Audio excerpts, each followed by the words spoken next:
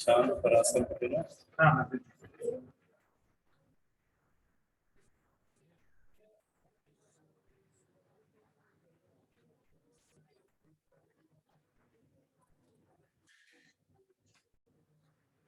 Booklet निकालो,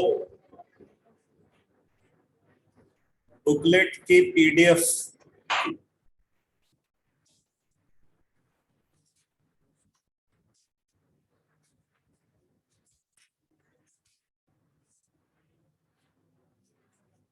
इसमें मैंने आपको लास्ट क्लास में दो रिएक्शन का पूरा डिटेल डिस्कस कर चुका हूं। पहला एल्काइल हैलाइड से अल्कोहल का प्रिपरेशन, ठीक है, एल्काइल हैलाइड से अल्कोहल का प्रिपरेशन, दूसरा एल्काइल हैलाइड से ईथर का प्रिपरेशन, और थर्ड रिएक्शन जो है वो डिस्कस हो रही है एल्काइल हैलाइड से एल्काइल साइनाइड का प्रिपरेशन, ठीक है, एल्काइल हैलाइड से एल्काइल साइनाइड का प्रिपरेशन। तो अगर हमें एल्काइल साइनाइड बनाना है तो क्या करते हैं भाई, एल्काइल हैलाइड को एल्कोहलिक पोटेशियम साइनाइड या सोडियम साइनाइड से रिएक्ट कराएंगे, ठीक है, एल्कोहलिक पोटेशियम साइनाइड और सोडियम साइनाइड से रिएक्ट कराएंगे। यहाँ पे एक्वस पोटेशियम साइनाइड या सोडियम साइनाइड नहीं यूज करते, क्योंकि एक्वस सोल्यूशन अगर आप यूज करोगे तो उसमें एल्काइल हैलाइड डिसॉल्व नहीं होगा, ठीक है, इसलिए एल्कोहलिक पोटेशियम साइनाइड या सोडियम साइनाइड को यूज करते हैं, तो उससे मेजर प्रोडक्ट के फॉर्म में एल्काइल साइनाइड बनता है, साथ में ट्रेस अमाउंट में या कम अमाउंट में एल्काइल आइसोसाइनाइड का फॉर्मेशन होता है। अब बात आती है एल्काइल साइनाइड का फॉर्मेशन हमारे लिए क्या इंपॉर्टेंस रखता है। बोलते हैं कि एल्काइल साइनाइड जो है कंपाउंड के अंदर कार्बन बढ़ाने का एक मेथड है।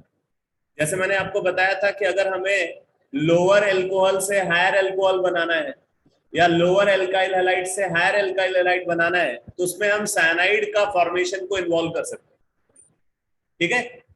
तो अब आप यहाँ पे देखो, एल्काइल साइनाइड से हम और क्या क्या प्रोडक्ट बना सकते हैं, उसमें से कुछ इंपॉर्टेंट रिएक्शन यहाँ पे गिवन है, और इसमें एक दो तो बड़े इंपॉर्टेंट नेम है जो कॉम्पिटिटिव एग्जाम के पॉइंट ऑफ व्यू से या बोर्ड एग्जाम के पॉइंट ऑफ व्यू से इंपॉर्टेंट है, काफी क्वेश्चन पूछे जाते हैं। जैसे आप देख रहे हो कि अगर एल्काइल साइनाइड की पार्शियल हाइड्रोलिसिस कराएं, पहली रिएक्शन देखो, एल्काइल साइनाइड की अगर हम पार्शियल हाइड्रोलिसिस कराएं तो पार्शियल हाइड्रोलिसिस से अमाइड बन जाता है। क्या बन जाता है?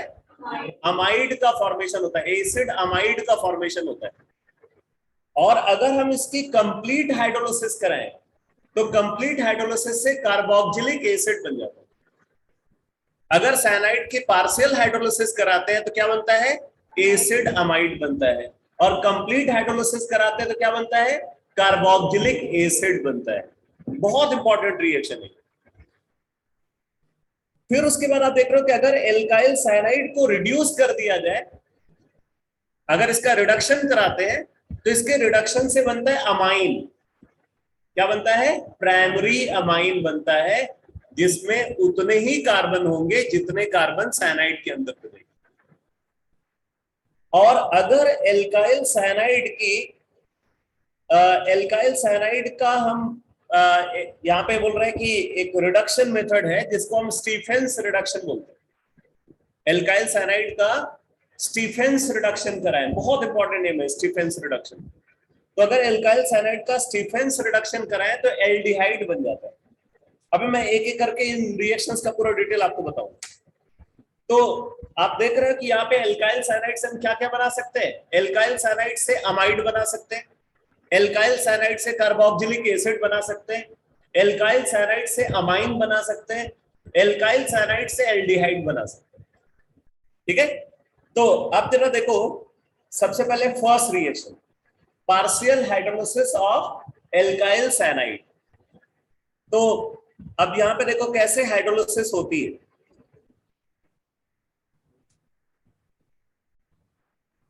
ये हमने साइनाइड कंसीडर किया, साइनाइड को हम ट्रीट कर रहे हैं कंसंट्रेटेड HCl के साथ। कंसंट्रेटेड HCl, इसका मतलब क्या है? HCl लार्ज अमाउंट में है, उसके साथ कम अमाउंट में वाटर है। कंसंट्रेटेड HCl मतलब ज्यादा HCl है, थोड़ा वाटर है। क्लियर? अगर डाइल्यूट HCl कंसिडर कर रहे हैं मतलब HCl कम है, वाटर ज्यादा है। तो जब हम हाइड्रोलिसिस कराएंगे तो हाइड्रोलिसिस के लिए हमें क्या चाहिए होगा? वाटर चाहिए होगा। हाइड्रोलिसिस के लिए क्या रिक्वायर्ड होगा? वाटर रिक्वायर्ड होगा। अगर ज्यादा वाटर है तो कंप्लीट हाइड्रोलिसिस होगी, और अगर कम वाटर है तो पार्शियल हाइड्रोलिसिस होगी। समझ में आया? तो जब हम कंसंट्रेटेड HCl यूज कर रहे हैं इसका मतलब कम वाटर है तो पार्शियल हाइड्रोलिसिस होगी, और अगर डाइल्यूट HCl यूज करेंगे तो मतलब ज्यादा वाटर है तो कंप्लीट हाइड्रोलिसिस। आई बात समझ में? अब जरा देखो क्या होता है यहाँ पे। अगर हम वाटर को कंसीडर करते हैं तो वाटर का मतलब क्या हो गया? H और OH। मैं रिएक्शन को क्रैम करने का एक तरीका बता रहा हूं, कैसे आप प्रोडक्ट को आइडेंटिफाई करोगे। वाटर मतलब क्या? H और OH। ठीक, अब इसमें क्या होता है, इस तरीके से बॉन्ड ब्रेक होता है। ठीक है, वाटर का जो H है वो नाइट्रोजन से अटैच हो जाता है, और वाटर का OH किससे अटैच हो जाता है? कार्बन से। अब इसी तरीके से क्यों अटैच हुआ भाई? यहाँ पे अगर आप देखोगे तो इस पे डेल्टा नेगेटिव चार्ज होगा और इस पे डेल्टा पॉजिटिव चार्ज होगा। ये समझ में आया? और वाटर में इस पे क्या होगा? इस पे पार्शियल पॉजिटिव चार्ज होगा, इस पे पार्शियल नेगेटिव चार्ज होगा। तो वाटर का जो नेगेटिव एंड है वो पॉजिटिव, ये साइनाइड के पॉजिटिव एंड पे, और वाटर का जो पॉजिटिव एंड है वो साइनाइड के नेगेटिव एंड पे जाकर के अटैच होगा। भाई बात समझ में?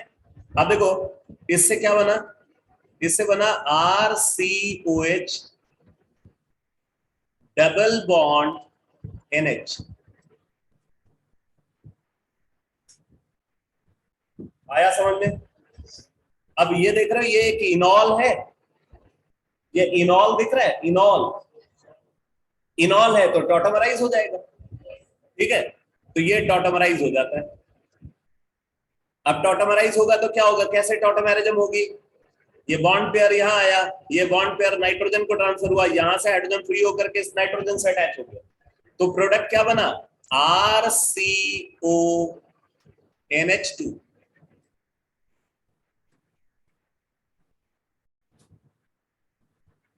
आया समझ में? इस वजह से यहाँ पे अमाइड बनता है जब हम पार्शियल हाइड्रोलिसिस कराते हैं। अब जरा देखो कंप्लीट हाइड्रोलिसिस में क्या होगा। कंप्लीट हाइड्रोलिसिस करा रहे हैं, इधर OH आएगा, इधर H आएगा,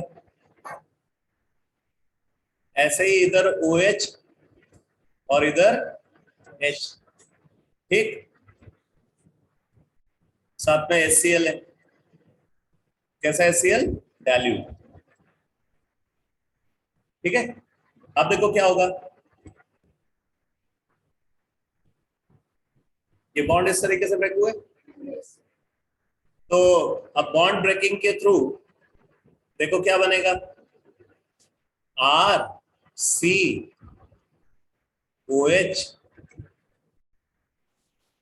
OH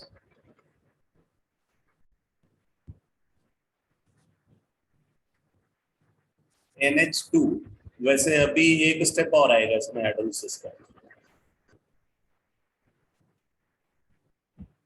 नहीं ठीक है, NH2 ये बन गया। क्लियर? RC कार्बन पे दो OH अटैच हुए, और इधर क्या आ गया? NH2। देखो नाइट्रोजन से दो हाइड्रोजन अटैच हुए। ठीक, अब इसके बाद हम ये बोलते हैं कि एक कार्बन पे दो OH ग्रुप है, एक कार्बन पे एक OH एक NH2 है, एक कार्बन पे दो NH2 है।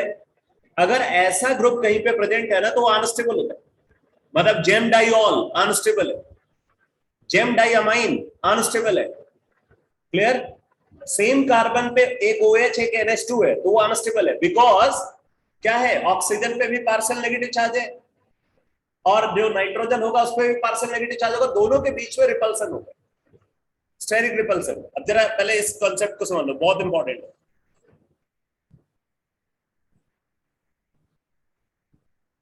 जैसे हमने इसको कंसिडर किया, एक ही कार्बन पे दो OH है, ठीक है। अब ये दो OH ग्रुप सेम कार्बन पे, तो ये अनस्टेबल होगा। क्यों अनस्टेबल होगा भाई? क्योंकि यहाँ पे इंट्रामोलिक्यूलर हाइड्रोजन बॉन्डिंग नहीं हो सकती। अगर यहाँ इंट्रामोलिक्यूलर हाइड्रोजन बॉन्डिंग होगी ना, तो 4 मेंबर्ड रिंग फॉर्म होगी। 4 मेंबर्ड रिंग अनस्टेबल होती है। इंट्रामोलिक्यूलर हाइड्रोजन बॉन्डिंग तभी फेवरेबल होगी जब 5 या 6 मेंबर्ड रिंग फॉर्म हो। समझ आ रहा है कि नहीं? कहीं भी इंट्रामोलिक्यूलर हाइड्रोजन बॉन्डिंग अगर ऑब्जर्व होती है तो कब ऑब्जर्व होती है? जब वहां पे 5 या 6 मेंबर्ड रिंग बन रही है। जबकि इस केस में क्या बनेगी? 4 मेंबर्ड रिंग बनेगी, जो अनस्टेबल है। इसलिए इंट्रामोलिक्यूलर हाइड्रोजन बॉन्डिंग का इसको सपोर्ट नहीं है। और यहाँ पे क्या है? ऑक्सीजन पे पार्शियल नेगेटिव चार्ज है, इस पे भी पार्शियल नेगेटिव चार्ज है, तो ये इनके बीच में क्या होगा? रिपल्सन होगा। ये रिपल्सन इसको डीस्टेबलाइज करता है। क्लियर? तो इस वजह से क्या होगा? ये स्टेबलाइज करने के लिए इस तरीके से ब्रेक हो जाएगा, यानी कि वाटर यहां से रिमूव हो गया, और वाटर रिमूव हो करके क्या बन गया? कार्बोनिल ग्रुप बन गया। वाटर रिमूव हो करके कार्बोनिल ग्रुप का फॉर्मेशन हो जाता है। तो ये हमेशा याद रखना कि जेम डाइऑल, जेम डाइअमाइन, ठीक है, या जेमिनल कार्बन पे OH और NH2 अगर है तो ऐसा कंपाउंड अनस्टेबल होता है। इस बात को नोट में लिख लो।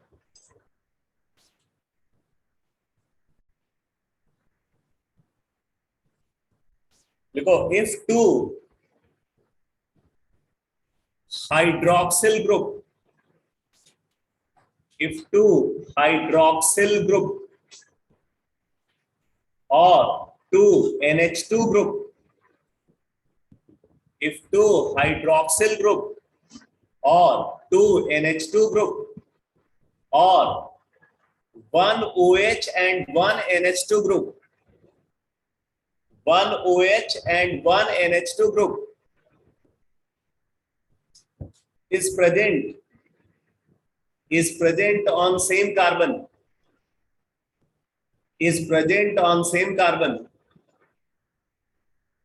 then such compounds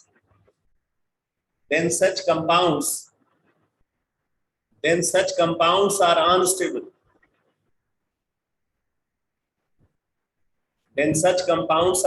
unstable. And therefore they undergo spontaneous decomposition.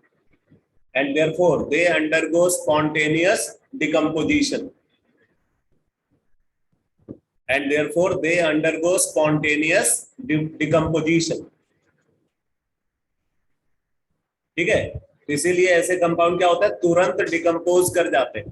ठीक है, तो अब जरा देखो, यहां पे डिकम्पोजिशन होगा,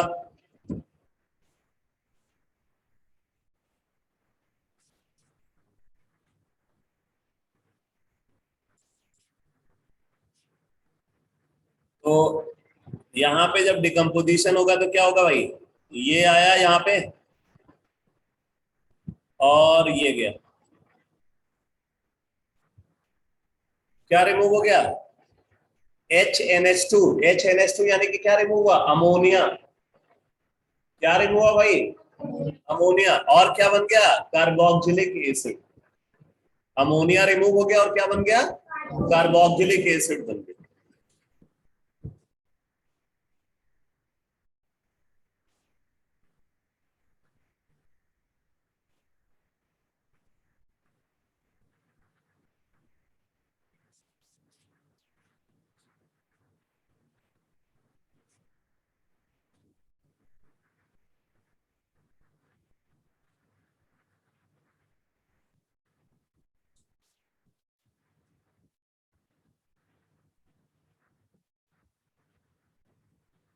तो इस तरीके से प्रोडक्ट फॉर्मेशन होगा। तो ये समझ में आ गया? अगर आप साइनाइड की पार्शियल हाइड्रोलिसिस कराते हो तो क्या बनेगा? अमाइड बनेगा। क्या रिएजेंट यूज करेंगे? Concentrated HCl। ठीक, और अगर साइनाइड की कंप्लीट हाइड्रोलिसिस कराते हैं तब क्या बनेगा? Carboxylic acid. उसके लिए क्या यूज करते हैं? Dilute HCl। क्लियर? तो अगर इसमें थोड़ा भी इधर उधर करोगे ना तो सब गड़बड़ हो जाएगी। डाइल्यूट HCl है तो कंप्लीट हाइड्रोलिसिस, कंसंट्रेटेड HCl है तो पार्शियल हाइड्रोलिसिस।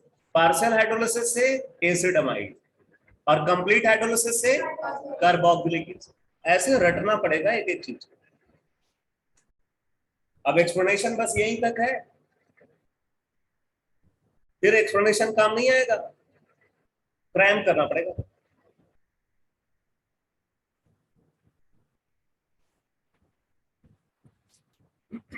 बाकी यहाँ पे देखो एक और रिएजेंट बता रहे पार्शियल हाइड्रोलिसिस के लिए। अगर पार्शियल हाइड्रोलिसिस करानी है साइनाइड की तो एक तो कंसंट्रेटेड HCl यूज कर सकते हो, और दूसरा बोल रहे हैं alkaline solution of hydrogen peroxide को भी यूज कर सकते हो। क्या यूज कर सकते हो? Alkaline solution of hydrogen peroxide को भी यूज किया जा सकता है, या कंसंट्रेटेड HCl को भी यूज कर सकते हैं। ज्यादातर आपको कंसंट्रेटेड HCl ही लिखा हुआ मिलेगा। अब इसके बाद देखो नेक्स्ट रिएक्शन क्या है, बोला कैटालिटिक रिडक्शन ऑफ साइनाइड। तो जब कैटालिटिक रिडक्शन कहीं पे बोला जाए ना, तो इसका मतलब मेटल के साथ हाइड्रोजन यूज किया जाए, जैसे nickel plus hydrogen, palladium plus hydrogen, platinum plus hydrogen. अगर ये यूज करें तो इसको क्या बोलेंगे? कैटालिटिक रिडक्शन बोलेंगे। समझ में आ रहा है? कैटालिटिक रिडक्शन का मतलब मेटल के साथ हाइड्रोजन अगर यूज कर रहे हैं तो वो कैटालिटिक रिडक्शन।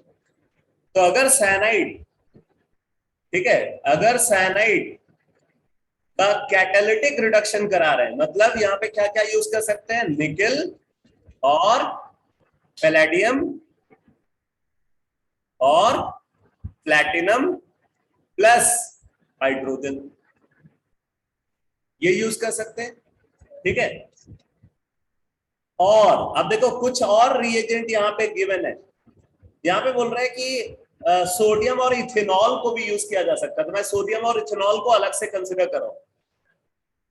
यहाँ पे आप लिथियम एल्युमिनियम हाइड्राइड को भी यूज कर सकते हो as a reducing agent. Lithium aluminium hydride को भी as a reducing agent use किया जा सकता है। तो क्या प्रोडक्ट बनता है भाई? RCH2NH2, RCH2NH2 ये बन जाता है, ठीक। अगर हम यहां पे साइनाइड को सोडियम और इथेनॉल के साथ, सोडियम और इथेनॉल के साथ ट्रीट करते हैं, सोडियम और इथेनॉल के साथ ट्रीट करते हैं, तो प्रोडक्ट बनता है primary amine. And this reaction is called, इसका नेम स्पेसिफिक है इसलिए मैं अलग से डिस्कस कर रहा हूं। This reaction is called Mendius reduction.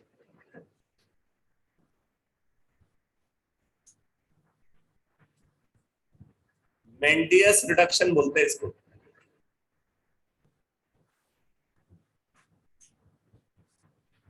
बाकी अगर आप लिथियम एल्युमिनियम हाइड्राइड या कैटालिटिक रिडक्शन करा रहे हैं ना, तो वो मेंडियस रिडक्शन नहीं है। मेंडियस रिडक्शन स्पेशली जब सोडियम और इथेनॉल को यूज करते तो रिएक्शन को मेंडियस रिडक्शन, ठीक है। तो व्हाट इज मेंडियस रिडक्शन? आप बोलोगे when cyanide is treated with sodium and ethanol then primary amine is obtained. This reaction is called Mendius reduction. अच्छा एक बात और बता दूं, ये सोडियम और इथेनॉल जो है ना, ये बड़ा कॉमन रिड्यूसिंग एजेंट है, और भी फंक्शनल ग्रुप को रिड्यूस करने के लिए यूज होता है। तो ये समझ लेना इस रिएजेंट, इस रिड्यूसिंग एजेंट के रिगार्डिंग, कि सिर्फ यहीं पे इस रिएक्शन को मेंडियस रिडक्शन बोलेंगे। अगर सोडियम और इथेनॉल किसी और फंक्शनल ग्रुप के रिडक्शन में यूज किया जा रहा है, then reaction is called Bouveault, BOUVEAULT, Bouveault Blanc reduction.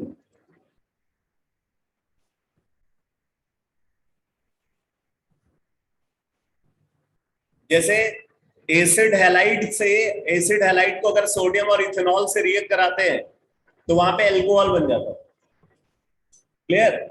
Ester को सोडियम और इथेनॉल से रिएक्ट कराएं तो उधर भी एल्कोहल बनता है। और भी कई सारे फंक्शनल ग्रुप हैं जिनको रिड्यूस करने के लिए सोडियम और इथेनॉल को यूज किया जाता है। तो सोडियम और इथेनॉल सिर्फ साइनाइड के रिडक्शन में जब यूज होगा तो रिएक्शन मेंडियस रिडक्शन बोली जाएगी। अदरवाइज सोडियम और इथेनॉल कहीं भी आपको दिखे तो वो रिएक्शन क्या है, बोबियोल्ट blank reduction.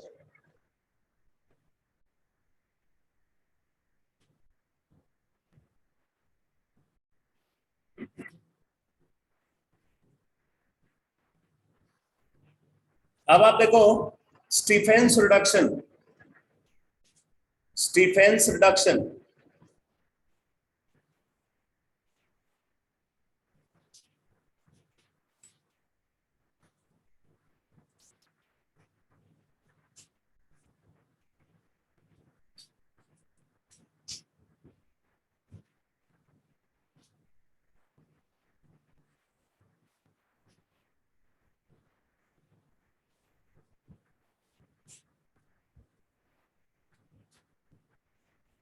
Stephens reduction note करो, लिखो।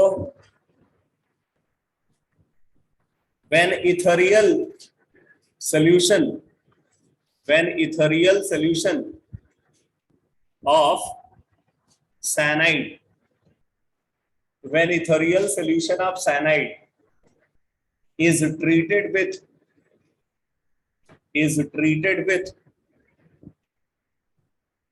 when ethereal solution of cyanide is treated with SnCl2 plus concentrated HCl, SnCl2 plus concentrated HCl, ठीक है। SnCl2 को क्या बोलेंगे, stannous chloride, stannous chloride and concentrated HCl followed by hydrolysis,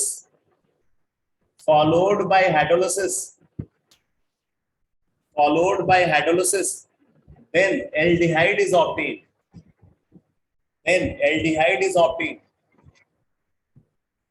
followed by hydrolysis, then aldehyde is obtained।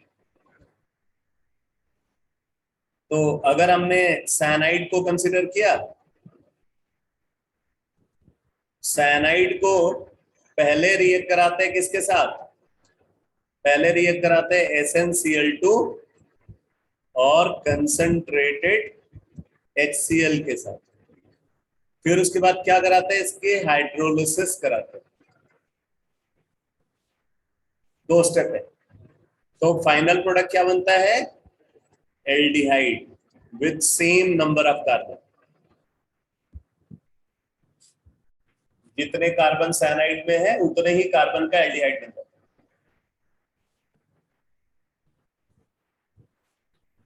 अब जरा देखो ये reaction कैसे प्रोसीड करती है। सबसे पहले जो स्टैनस क्लोराइड है,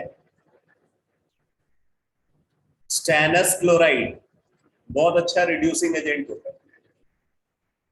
टिन के लिए जो स्टेबल ऑक्सीडेशन स्टेट है वो +4 है, तो अगर टिन +2 के फॉर्म में है तो वो अनस्टेबल है, तो वो +2 से किस में कन्वर्ट होना चाहेगा, +4 में कन्वर्ट होना चाहेगा।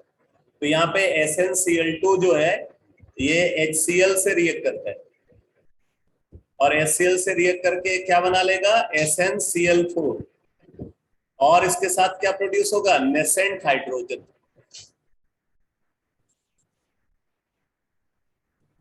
ठीक है, नेसेंट हाइड्रोजन बन जाता है। नेसेंट हाइड्रोजन आपको पता है एक अच्छा रिड्यूसिंग एजेंट होता है। अब ये नेसेंट हाइड्रोजन जो है वो साइनाइड को रिड्यूस करके इमीन में कन्वर्ट कर देता है। ये इसको रिड्यूस करके क्या बना देगा, इमीन बना देगा।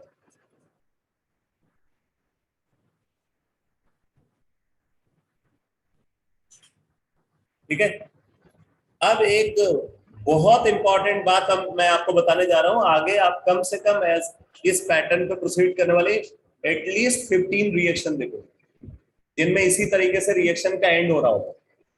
अगर किसी कंपाउंड के अंदर इमीनो ग्रुप प्रेजेंट है,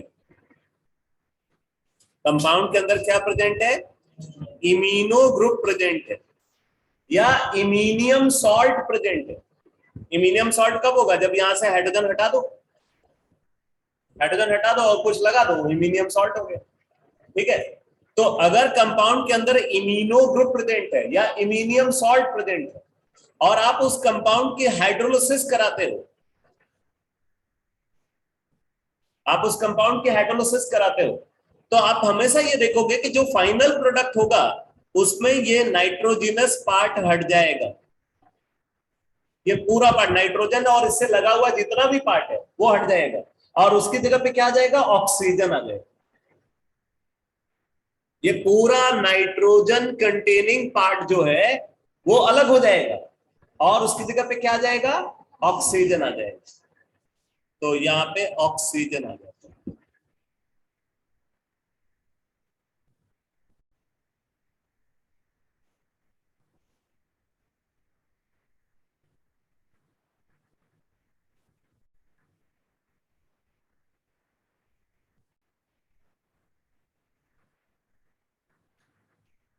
वैसे अगर इसको थोड़ा और डिटेल में समझाइए तो मैंने आपको एक रटने वाली बात बता दी कि इमीनो ग्रुप या इमीनियम सॉल्ट।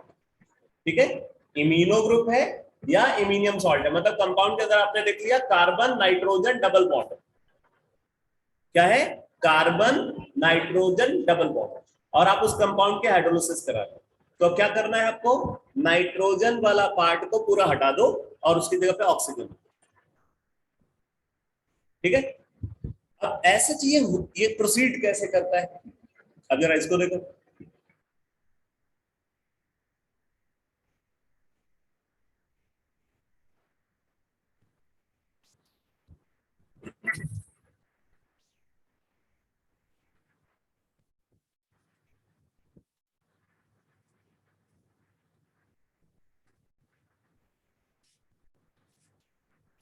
देखो इसको, ये जो इमीनो ग्रुप है जब हम इसकी हाइड्रोलिसिस करा रहे हैं तो हाइड्रोलिसिस में ये बॉन्ड ब्रेक होता है। ठीक, यहाँ पे आता है H, इधर आता है OH। ठीक है, ऐसे ही इधर आया H, इधर क्या आया? OH। अब आप देख रहे हो यहां से क्या रिमूव होगा? इधर से अमोनिया। ठीक है, इधर से क्या रिमूव हो जाएगा? अमोनिया। और इधर क्या बन जाएगा? Gem diol. अरे समझ में आ रहा है?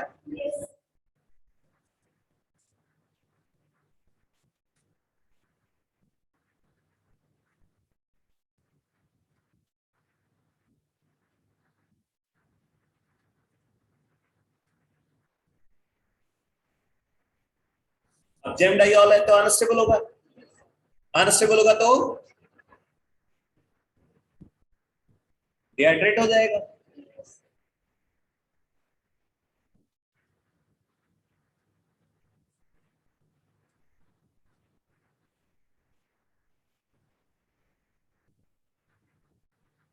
एल्डिहाइड का फॉर्मेशन है।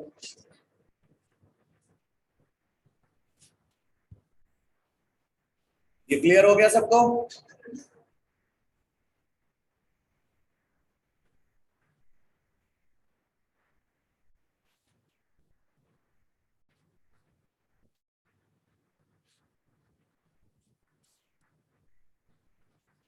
तो ये इंपॉर्टेंस है साइनाइड फॉर्मेशन की।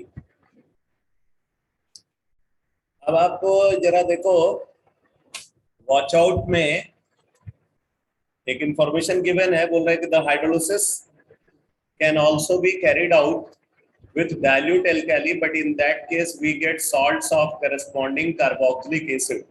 जैसे बोल रहा है कि हम डाइल्यूट HCl यूज कर रहे हैं। ठीक है, डाइल्यूट HCl यूज कर रहे हैं मतलब वाटर प्लस HCl यूज कर रहे हैं। हम चाहें तो यहाँ पे वाटर प्लस NaOH भी यूज कर सकते हैं, लेकिन जब वाटर प्लस NaOH यूज करेंगे तो उसमें क्या होगा? कार्बोक्सिलिक एसिड नहीं मिलेगा, उसका सॉल्ट मिलेगा, क्योंकि अल्कलाइन मीडियम में कार्बोक्सिलिक एसिड कैसे एग्जिस्ट कर सकता है? जैसे ही वो फॉर्म होगा तुरंत वो सॉल्ट में कन्वर्ट हो जाएगा। फिर अगर आप उसको वहां से कार्बोक्सिलिक एसिड बनाना तो उसका एसिडिफिकेशन कराना पड़ेगा। आई बात समझ में?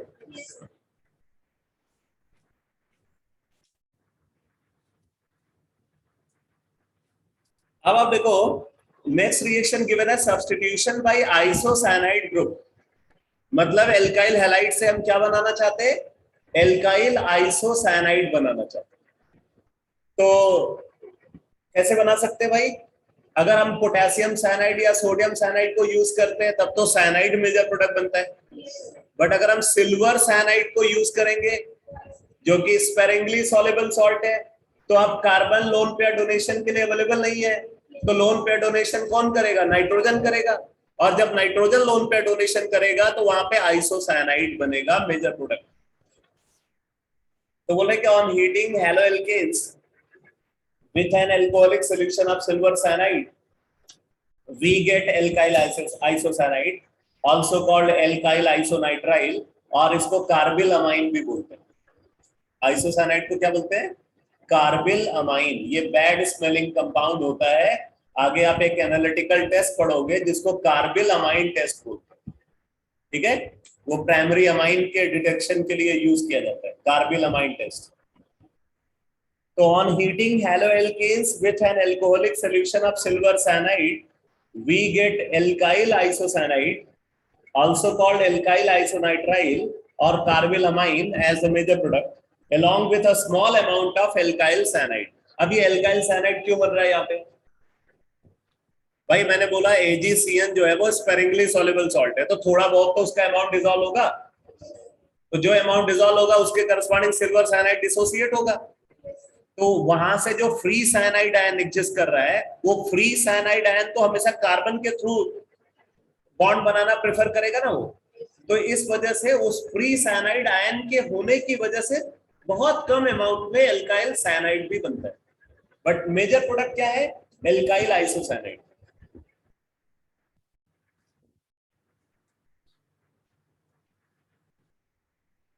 बोला the different nature of products formed when an alkyl halide is treated with alcoholic KCN and alcoholic AgCN can be explained as follows. कैसे एक्सप्लेन कर रहे हैं देखो, बोला cyanide ion is a resonance hybrid of the following two structure, यहाँ पे CN negative NC negative, CN negative NC negative, ये interconvert मतलब ये रेजोनेटिंग स्ट्रक्चर्स है। तो as it is clear from these hybrid structures, cyanide is capable of attacking the alkyl halide molecule through carbon atom as well as through nitrogen atom। मतलब पूरा detailed explanation आपको booklet में मिलेगा और बहुत simple language में जिसको आप आराम से समझ सकते हो। As it is clear from these hybrid structures, cyanide is capable of attacking the alkyl halide molecules through carbon atom as well as through nitrogen atom। Such a nucleophilic species is called an ambident nucleophile। तो cyanide ion क्या है, ambident nucleophile, which is capable of attacking the substrate through two sides। अब आगे देखो, बोला potassium cyanide being predominantly ionic provides cyanide ion in solution, ठीक है। In cyanide ion, both carbon and nitrogen atoms are free to donate electron pairs। Since carbon-carbon bond is stronger than carbon-nitrogen bond, अगर carbon lone pair donate करेगा तो carbon-carbon bond form होगा, अगर nitrogen lone pair donate करेगा तो carbon-nitrogen bond form होगा। तो बोले जो कार्बन-कार्बन बॉन्ड है उसकी स्ट्रेंथ ज्यादा होती है कार्बन-नाइट्रोजन बॉन्ड के कंपेयर में, तो इस वजह से जो जहां पे स्ट्रॉन्ग बॉन्ड का फॉर्मेशन होगा वही मेजर प्रोडक्ट होगा, इसलिए कार्बन के through mainly lone pair donation होता है। The potassium cyanide being predominantly ionic provides cyanide ion in solution। In cyanide ion, both carbon and nitrogen atoms are free to donate electron pairs। Since carbon-carbon bond is stronger than carbon-nitrogen bond, therefore the attack is mostly through carbon atom of the cyanide group। This leads to the formation of carbon-carbon bond instead of carbon-nitrogen bond। Therefore, alkyl cyanide are the major products। अब watch out में देखो, बोले on the other hand, ये उसी का contribution है उसी statement का एक तरीके से। On the other hand, silver cyanide is predominantly covalent. अगर हम AgCN को कंसीडर करें वो क्या है, प्रीडोमिनेंटली कोवेलेंट है, इसीलिए वो sparingly soluble. On the other hand, silver cyanide is predominantly covalent. In this case only nitrogen atom has free electron pair only nitrogen atom has free electron pair, thus the isocyanide is the major product. ठीक है, बोले some amount of alkyl cyanide is also produced due to the formation of some cyanide ion from weakly dissociated AgCl. सारी बात clear है? ठीक है, अब जरा आगे देखो, नेक्स्ट रिएक्शन है substitution of halogen by nitrite group. तो बोले haloalkanes react with sodium और potassium nitrite to form alkyl nitrite. यहाँ पे भी हम एल्कोहलिक सोडियम और पोटेशियम नाइट्राइट को यूज करेंगे. तो क्या बोलोगे, when alkyl halide is treated with alcoholic sodium और पोटेशियम नाइट्राइट. एल्कोहलिक सोडियम और पोटेशियम नाइट्राइट. अब ये कंपाउंड क्या है, प्रीडोमिनेंटली आयनिक है. सोडियम नाइट्राइट या पोटेशियम नाइट्राइट प्रीडोमिनेंटली आयनिक है. प्रीडोमिनेंटली आयनिक है तो स्ट्रांगली डिसोसिएटेड होगा. स्ट्रांगली डिसोसिएटेड होगा तो वहां पे ONO नेगेटिव एग्जिस्ट कर रहा है. अब ONO नेगेटिव में ऑक्सीजन पे इलेक्ट्रॉन डेंसिटी ज्यादा है, इसलिए लोन पेयर डोनेशन ऑक्सीजन ही मेनली करेगा. तो वहां पे प्रोडक्ट क्या बनेगा, मेजर प्रोडक्ट एल्काइल नाइट्राइट बनेगा. एल्काइल नाइट्राइट का फॉर्मेशन. तो आप देख रहे हो यहाँ पे एल्काइल नाइट्राइट बन रहा है प्लस नाइट्रोएल्कीन बन रहा है, क्योंकि ये भी क्या है, एम्बिडेंट न्यूक्लियोफाइल है. बट मेजर प्रोडक्ट कौन होगा, alkyl nitrite is the major product. फिर इसी के कंट्रीब्यूशन यहाँ वॉच आउट में देखो, तो यहाँ पे बोल रहे हैं कि however silver nitride has a considerable. अच्छा, ये पहले नीचे वाली रिएक्शन देखो फिर वॉच आउट देखो. Substitution of halogen by nitro group. इस रिएक्शन में तो मेजर प्रोडक्ट एल्काइल नाइट्राइट का. अगर हम मेजर प्रोडक्ट चाहते हैं नाइट्रो एल्केन, तो नाइट्रो एल्केन मेजर प्रोडक्ट चाहते हैं तो क्या यूज करना पड़ेगा, सिल्वर नाइट्राइट को यूज करना पड़ेगा. कैसा सिल्वर नाइट्राइट, एल्कोहलिक. तो देखो बोले व्हेन एन एक्वस एल्कोहलिक. ठीक है, एक्वस भी यूज किया है, एल्कोहलिक भी यूज किया, मतलब वाटर और इथेनॉल दोनों. इथेनॉल क्यों यूज किया है, जिससे एल्काइल हैलाइड डिसॉल्व हो जाए. वाटर क्यों यूज किया है, जिससे डिसोसिएशन बढ़े इलेक्ट्रोलाइट का. ठीक है, क्योंकि इथेनॉल में इलेक्ट्रोलाइट उतना थोड़ी डिसोसिएट होगा जितना वाटर में डिसोसिएट होगा. अरे क्यों वाटर में ज्यादा डिसोसिएट होगा, क्योंकि वाटर का डाइलेक्ट्रिक कांस्टेंट ज्यादा होता है. समझ आ रहा है कि नहीं. इस वजह से एक्वस इथेनॉलिक को यूज कर रहे हैं. जिस इथेनॉलिक इसलिए यूज कर रहे हैं जिससे एल्काइल हैलाइड डिसॉल्व हो जाए, लेकिन साथ में एक्वस है. एक्वस इसलिए जिससे इलेक्ट्रोलाइट का डिसोसिएशन इंक्रीज करे. तो बोला when an aqueous ethanolic haloalkane is treated with silver nitrite, nitroalkane is form. इसमें मेजर प्रोडक्ट क्या है, नाइट्रोएल्केन. साथ में एल्काइल नाइट्राइट भी बनेगा ट्रेस अमाउंट में. बोला nitrite ion like cyanide ion is also an ambient nucleophile. जैसे साइनाइड आयन एम्बिडेंट न्यूक्लियोफाइल है, वैसे नाइट्राइट आयन भी एम्बिडेंट न्यूक्लियोफाइल है. कुछ और एम्बिडेंट न्यूक्लियोफाइल के नेम बताओ.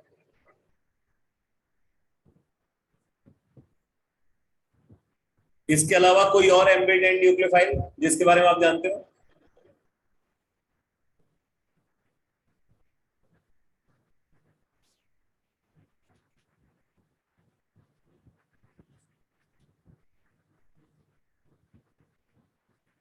SCN नेगेटिव,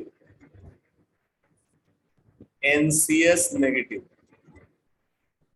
समझ में आया कि नहीं, ये भी एम्बिडेंट न्यूक्लियोफाइल है. इसमें सल्फर और नाइट्रोजन लोन पेयर डोनेशन करते हैं. इसी तरीके से OCN नेगेटिव, NCO नेगेटिव, ये भी एम्बिडेंट न्यूक्लियोफाइल है. इसको साइनेट आयन बोलते हैं, OCN नेगेटिव को. और NCO नेगेटिव को क्या बोलते हैं, आइसोसायनेट आयन. ठीक है, ये भी एम्बिडेंट न्यूक्लियोफाइल है. मतलब इनके साथ भी वही बात ऑब्जर्व होगी. अगर आप AgSCN को यूज करोगे, क्या यूज करोगे, AgSCN, तो फिर कौन अटैच होगा एल्काइल ग्रुप से, सिल्वर किससे बॉन्डेड है, सल्फर के साथ. तो एल्काइल ग्रुप से कौन अटैच होगा, ऑब्वियसली जो फ्री एंड है नाइट्रोजन. तब नाइट्रोजन अटैच होगा, वहां पे क्या बनेगा, RNCS बन जाएगा। क्या बन जाएगा, RNCS बन जाएगा। बट अगर आप KSCN को यूज करोगे तब क्या होगा, KSCN पोटेशियम थायोसाइनेट, तब RSCN बन जाएगा, RSCN बन जाएगा। ऐसे ही अगर आप KOCN को यूज करोगे तो अब क्या बनेगा, ROCN बनेगा। और अगर आप यूज करोगे AgOCN तो RNCO बन जाएगा। ठीक है, ये ध्यान देना, सिल्वर जिससे अटैच होगा ना वो एज अ न्यूक्लियोफाइल फिर अटैक नहीं कर पाएगा। जिस एटम के साथ सिल्वर बॉन्डेड होगा फिर वो एज अ न्यूक्लियोफाइल अटैक नहीं कर पाएगा, फिर दूसरा वाला एंड जो है एम्बिडेंट न्यूक्लियोफाइल में जो दूसरा डोनर एटम होगा वो अटैक करेगा।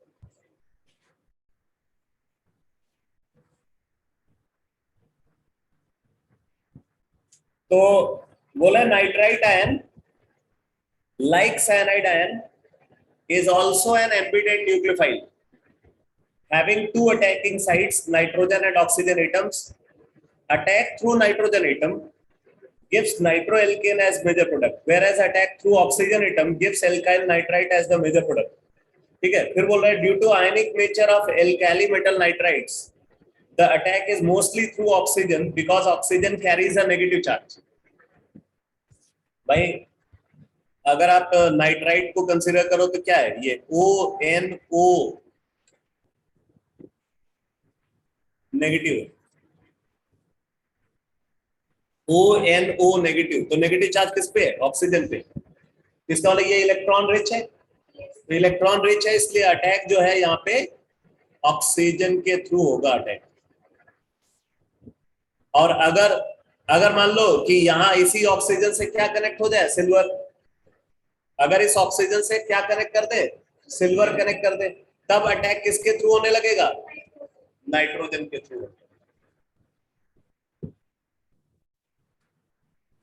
वॉच आउट में देखो, बोला however alkyl nitrite has a considerable covalent character, silver nitrite has a considerable covalent character, thus the attack mostly occurs through nitrogen atom. This leads to the formation of nitro compounds. ये कौन है भाई, phone आ रहा है तो उसको एकदम उसका काम तमाम करो। ठीक है, due to the formation of some nitrite ions by the dissociation of weakly ionized silver nitrite, some alkyl nitrite is also obtained as a byproduct.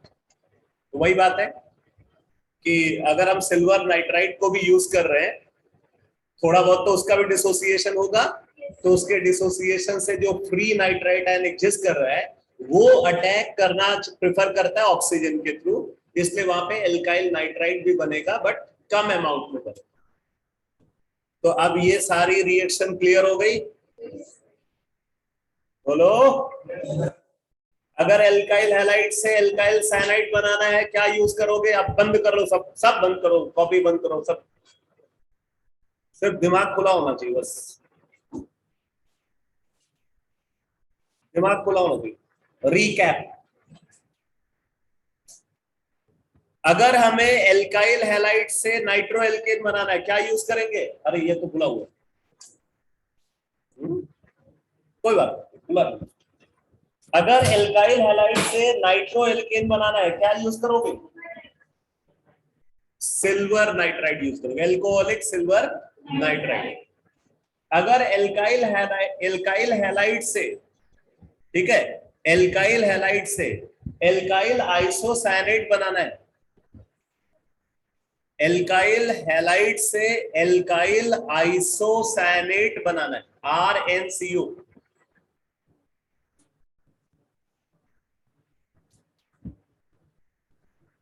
RNCO बनाना है, AgOCN यूज करेंगे, alcoholic silver cyanate, alcoholic silver cyanate. और अगर हमें बनाना है alkyl halide से ROCN, alcoholic potassium cyanate use करेंगे, एल्कोहलिक पोटेशियम साइनेट यूज करेंगे। ठीक है, अगर हमें एल्काइल हैलाइड से एल्डिहाइड बनाना है क्या करेंगे? एल्काइल हैलाइड से एल्डिहाइड बनाना,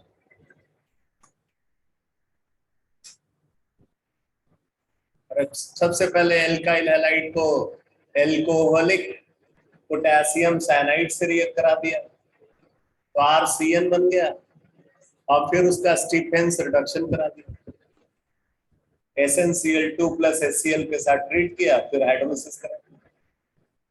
ये सब रटना पड़ेगा बेटा, ये रटना पड़ेगा। जब ये सब रिएक्शंस आपके माइंड में होंगी ना, तब क्वेश्चन को सॉल्व करने का जो एवरेज टाइम आएगा वो 30 सेकंड का होगा। ऑर्गेनिक केमिस्ट्री के जो क्वेश्चन होंगे 4-4, 5-5 स्टेप के जो क्वेश्चन होते हैं ना, कि इससे ये बना, फिर इससे ये बना, फिर इससे ये बना, फिर इससे ये बना, बोले आइडेंटिफाई द फाइनल प्रोडक्ट। बीच के स्टेप्स कुछ नहीं बताएगा, सिर्फ रिएजेंट मेंशन किया जा रहा है। पहले ये था, इसको इससे रिएक्ट कराया, ए बन गया, ए को इससे रिएक्ट कराया, बी बन गया, बी को इससे रिएक्ट कराया, सी बन गया, सी को इससे रिएक्ट कराया, डी बन गया, डी को इससे रिएक्ट कराया, ई बन गया, आइडेंटिफाई ई। तो अब इस तरीके के जो क्वेश्चन होते हैं ना, बस रिएजेंट देख करके लोग धड़ाधड़ प्रोडक्ट समझ से जाते हैं। अच्छा ये रिएक्ट किया, इसका मतलब ये बना होगा, फिर ये, अच्छा ये, मतलब इस तरीके से करके फाइनल प्रोडक्ट को आइडेंटिफाई करने में कुछ सेकंड्स लगते हैं। लेकिन उस तरीके के क्वेश्चन की तैयारी के लिए आपको एक एक रिएजेंट का पता होना चाहिए, वो रिएजेंट क्या प्रोडक्ट बनाता है इसका पता होना चाहिए, और इसमें बहुत हेल्प करती है रिएक्शन की नेम। अगर नेम ऑफ रिएक्शन आपको पता है तो ये वैसी सिचुएशन हो जाती है जैसे आप किसी जान पहचान वाले आदमी से मिल रहे हो, एक अननोन पर्सन से आप मिल रहे हो और एक वेल नोन पर्सन से आप मिल रहे हो, तो कहां आप ज्यादा कंफर्टेबल फील करते हो भाई? नेचुरल सी बात है। तो इसका मतलब क्या है, जैसे आपने रिएजेंट देखा ना, रिएजेंट देखा और आपको समझ अरे ये तो ये वाली रिएक्शन है, मतलब क्या, काम खत्म, प्रोडक्ट आपको पता है। तो ये नेम रिएक्शन का ये इंपॉर्टेंस होता है। अब आप स्टीफेंस रिडक्शन नेम नहीं याद रखोगे तब भी प्रोडक्ट पता चल जाएगा, लेकिन स्टीफेंस रिडक्शन नेम अगर आपको रिएजेंट देखते ही पता चल गया कि यहाँ पे स्टीफेंस रिडक्शन होने वाली है, इसका मतलब बस समझ लो आपको प्रोडक्ट 100% आप प्रोडक्ट तक पहुंचोगे। कोई भी प्रॉब्लम जो है ना आपको उस क्वेश्चन को सॉल्व करने से रोक नहीं सकती। लेकिन वही अगर आपको रिएजेंट देख करके नेम ऑफ रिएक्शन नहीं आता है, थोड़ा स्ट्रगल करना पड़ेगा। समझ में आ रहा है कि नहीं? आप जैसे बोल रहे हैं कि भाई एल्काइल साइनाइड है, एल्काइल साइनाइड से एल्डिहाइड बन जाता है, स्टीफेंस रिडक्शन यूज कर लेते। एक तो इस तरीके से बोले एल्काइल साइनाइड से एल्डिहाइड बन जाता है, उसमें क्या करते हैं वो SnCl2 और HCl के साथ रिएक्ट करा देते, फिर हाइड्रोलिसिस करा देते तो बन जाता है। अब तुम बोलो कि तुम्हारे लिए क्या बोलना ज्यादा आसान है, स्टीफेंस रिडक्शन बोलना ज्यादा आसान है या इतनी कहानी बोली? स्टीफेंस रिडक्शन बोलना ज्यादा आसान है, इसलिए आपको रिएक्शन का नेम भी रटना पड़ेगा। ठीक है, वैसे मेडिकल एग्जाम में अभी इस बार भी मैंने देखा नीट एग्जाम में नेम ऑफ रिएक्शन पूछी गई, अभी इस बार वाले पेपर में पूछी गई। एक रिएक्शन गिवन है और बोला गया कि इस रिएक्शन को हम कौन से नेम से जानते हैं, लेकिन ये मेडिकल एग्जाम नहीं होता है। तो मतलब मेडिकल स्टूडेंट को तो काम जरूर करना पड़ेगा।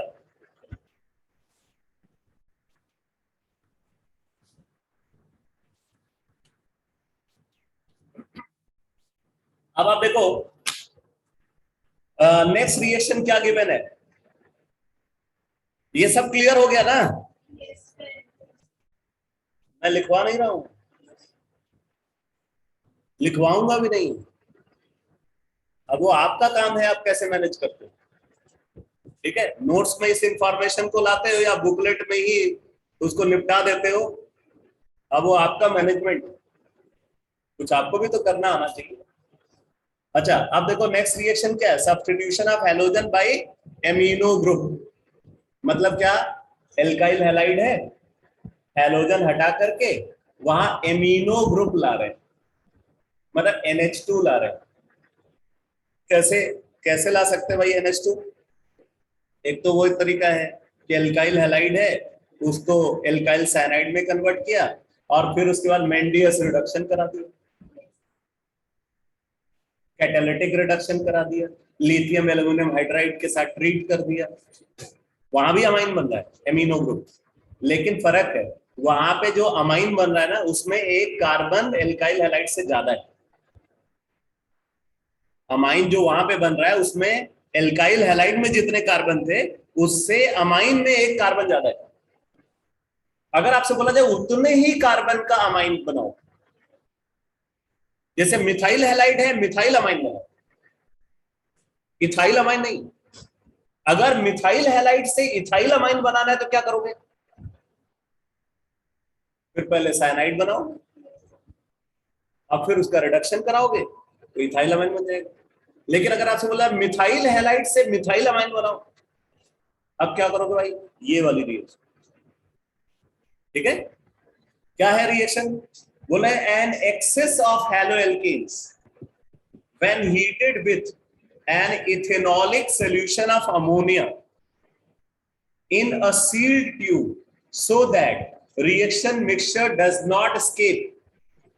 मतलब सील्ड ट्यूब में रिएक्शन करानी है जिससे कुछ भी बाहर ना निकल पाए, कि पता लगा कोई गैसियस कंपाउंड है वो वहां से बाहर निकल गया, तो कुछ भी स्केप आउट नहीं होना चाहिए। An excess of haloalkanes when heated with an ethanolic solution of ammonia in a sealed tube so that reaction mixture does not escape at 373 Kelvin, form a mixture of primary, secondary and tertiary amine along with quaternary ammonium salt। याद करो मैंने कल भी इस reaction के बारे में बताया था। इसको बोलते हैं, देखो नीचे लिखा हुआ है, this reaction is known as Hofmann's ammonolysis. क्या बोलते हैं इसको? Hofmann's ammonolysis. इसमें क्या होता है, पहले एल्काइल हैलाइड के ऊपर अमोनिया अटैक करेगा तो प्राइमरी अमाइन बन जाएगा, ठीक। फिर उसका उस प्राइमरी अमाइन, वो प्राइमरी अमाइन जो है अनरिएक्टेड एल्काइल हैलाइड पे अटैक करेगा, सेकेंडरी अमाइन बन जाएगा। फिर वो secondary amine unreacted alkyl halide पे अटैक करेगा, टर्सरी अमाइन बन जाएगा। फिर वो tertiary amine unreacted alkyl halide पे अटैक करेगा तो क्वाटर्नरी अमोनियम हैलाइड बन जाएगा, क्वाटर्नरी अमोनियम हैलाइड बन जाएगा। और इसी क्वाटर्नरी अमोनियम हैलाइड से, ठीक है, एक और रिएक्शन ऑब्जर्व होती है जिसको हॉफमैन्स डिग्रेडेशन बोलते हैं। ऐसे रिएक्शन एक बार आई हुई है लेकिन अभी आपको मैंने डिटेल नहीं बताया, इसलिए अगर मैं आपसे पूछता हूं कि हॉफमैन्स डिग्रेडेशन क्या है तो ये आपके लिए जाती होगी क्योंकि मैंने नहीं बताया आपको, ठीक है। तो जो बताया है वो तो बता नहीं पाते हो, जो नहीं बताया वो कैसे बता दोगे भाई? तो समझ में आया हॉफमैन्स अमोनोलिसिस में क्या करते हैं, एल्काइल हैलाइड को एल्कोहलिक अमोनिया से रिएक्ट कराएंगे। एल्कोहलिक अमोनिया क्यों? एक्वस अमोनिया नहीं यूज कर सकते भाई, वाटर में एल्काइल हैलाइड डिसॉल्व नहीं होगा, इसलिए एल्कोहलिक अमोनिया यूज करते हैं। तो एल्काइल हैलाइड को किससे रिएक्ट कराया? एल्कोहलिक अमोनिया से रिएक्ट कराया सील्ड ट्यूब के अंदर, क्योंकि अमोनिया जो होती है ना वो गैस होती है, अगर ओपन वेसल में कराओगे तो अमोनिया स्केप आउट हो जाएगी, तो जब अमोनिया नहीं होगी तो रिएक्शन कैसे होगी, ठीक है। इसलिए सील्ड ट्यूब के अंदर रिएक्शन कराते हैं 100 डिग्री सेंटीग्रेड टेम्परेचर, ठीक है। तो इससे क्या होता है, इससे बनता है primary amine. Preferred mechanism reaction के लिए SN2 है, ठीक है, favourable mechanism for reaction is SN2। तो प्राइमरी अमाइन बनता है, मतलब SN2 है तो रीअरेंजमेंट नहीं होता। तो एल्काइल हैलाइड को एल्कोहलिक अमोनिया से रिएक्ट कराया 100 डिग्री सेंटीग्रेड पे सील्ड ट्यूब के अंदर, प्रोडक्ट क्या बना? Primary amine. फिर primary amine further alkyl halide पे अटैक करके क्या बना लेगा? Secondary amine. फिर secondary amine further alkyl halide पे अटैक करके टर्सरी अमाइन। फिर tertiary amine further alkyl halide पे अटैक करके क्वाटर्नरी अमोनियम हैलाइड का फॉर्मेशन करता है। अब अगर हम ये चाहते हैं कि प्राइमरी अमाइन कि यील्ड ज्यादा हो। क्या चाहते हैं? प्राइमरी अमाइन की यील्ड को मैक्सिमाइज करना चाहते हैं। तो प्राइमरी अमाइन की यील्ड को मैक्सिमाइज करने के लिए आपको क्या करना पड़ेगा? पहले स्टेप पे ही रिएक्शन को कंप्लीट करना पड़ेगा। ठीक है, तो पहले स्टेप पे, दूसरा स्टेप या तीसरा स्टेप या चौथा स्टेप कब हो रहा है? जब एल्काइल हैलाइड अनरिएक्टेड फॉर्म में प्रेजेंट है। तो अगर एल्काइल हैलाइड अनरिएक्टेड फॉर्म में नहीं प्रेजेंट होगा तो फर्दर स्टेप्स नहीं ऑब्जर्व होंगे। क्लियर? तो इसका मतलब हम क्या करेंगे? अगर हमें प्राइमरी अमाइन की यील्ड मैक्सिमाइज करनी है तो कैसे मैक्सिमाइज करेंगे? By taking alkyl halide in limiting amount and ammonia in excess we can maximise the yield of primary amine. ये बात आपको लिखनी पड़ेगी, ये यहां नहीं लिखी हुई। हॉफमैन्स अमोनोलिसिस में ये पॉइंट आपको लिखना पड़ेगा। By taking alkyl halide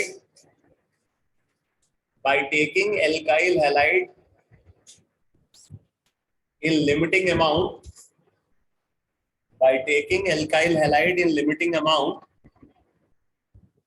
and ammonia in excess we can maximize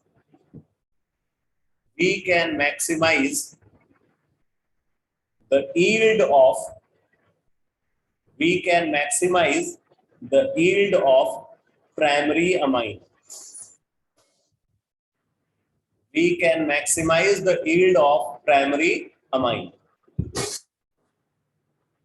ठीक है, और इस रिएक्शन के लिए फेवरेबल मैकेनिज्म कौन सी है? मैं फिर से रिपीट कर दे रहा हूं। Bye taking alkyl halide in limiting amount and ammonia in excess we can maximize the yield of primary amine.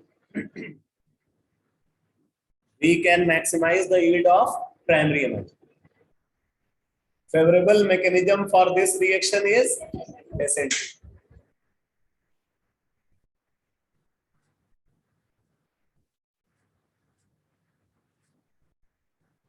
ये क्लियर हो गया? अब आप देखो next reaction, substitution of halogen by hydrosulphide group यानी कि SH ग्रुप। ठीक है, SH ग्रुप, तो जैसे OH ग्रुप लाते हैं वैसे SH ग्रुप भी लाएंगे। क्या करेंगे? When alkyl halide is treated with alcoholic KSH और एल्कोहलिक NaSH, जैसे NaOH है वैसे NaSH, जैसे KOH है वैसे KSH, समझ आया कि नहीं? तो यहां से क्या बन जाएगा? RSH बन जाएगा। और सर्टेन है ये रिएक्शन SN2 मैकेनिज्म को फॉलो करता है। SN2 mechanism. SH नेगेटिव अच्छा न्यूक्लियोफाइल है, OH नेगेटिव से पावरफुल न्यूक्लियोफाइल है, इसलिए ये रिएक्शन SN2 मैकेनिज्म को फॉलो करेगी। अच्छा, ये जो RSH बनता है ना, इसको मरकैप्टन भी बोलते हैं। RSH को क्या बोलते हैं? मरकैप्टन बोलते हैं। ये बैड स्मेलिंग कंपाउंड होता है, यही LPG के अंदर प्रेजेंट होता है, जिससे LPG को वो अनप्लीजेंट स्मेल मिलती है।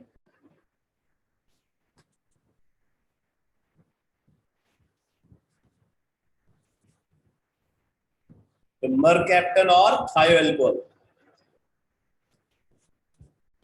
इसी तरीके से देखो next reaction, substitution of halogen by mercaptide group. Mercaptide group मतलब RS नेगेटिव का अटैक करा रहे हैं। ठीक है, मरकैप्टाइड ग्रुप मतलब RS नेगेटिव, जैसे एल्कोक्साइड आयन होता है ना, RO नेगेटिव, वैसे ही मरकैप्टाइड आयन होता है RS नेगेटिव।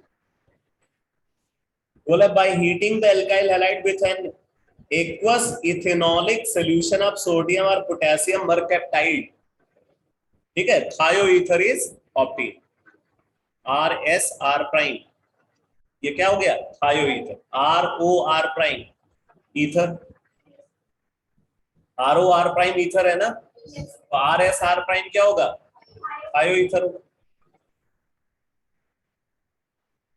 अरे इसको समझने में दिक्कत तो नहीं हो रही है,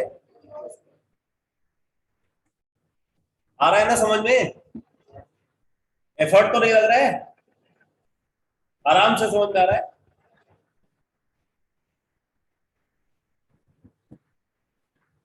लोग तो जो है ना एकदम भाव ही नहीं है चेहरे पे,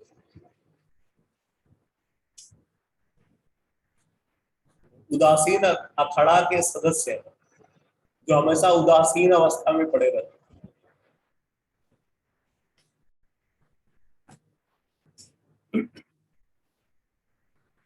इसी तरीके से देखो, substitution of halogen by alkynyl group, substitution of halogen by alkynyl group. तो अब यहाँ पे देखो क्या कर रहे हैं, बोले on treating haloalkanes with sodium alkynide, sodium alkynide. तो देखो आर एक्स है हमारे पास, और इसको ट्रीट किससे किया, R C triple bond C negative, C negative N A positive, ठीक है। अब देखो क्या होगा, ये जो R C triple bond C negative है, ये एज अ न्यूक्लियोफाइल अटैक करेगा एल्काइल हैलाइड के ऊपर। तो एल्काइल हैलाइड के ऊपर अगर ये अटैक करेगा तो क्या बन जाएगा, यहाँ पे बन जाएगा R C triple bond C R prime, R C triple bond C R prime plus NaX। अब इस रिएक्शन की क्या इंपॉर्टेंस है, जैसे अगर आपसे बोला जाए, ठीक है, मैं इस रिएक्शन की इंपॉर्टेंस बता रहा हूं।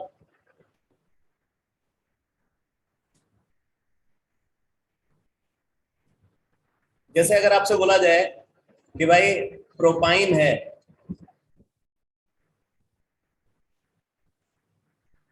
ठीक है, प्रोपाइन है, इसको आपको कन्वर्ट करना है इस एल्काइन,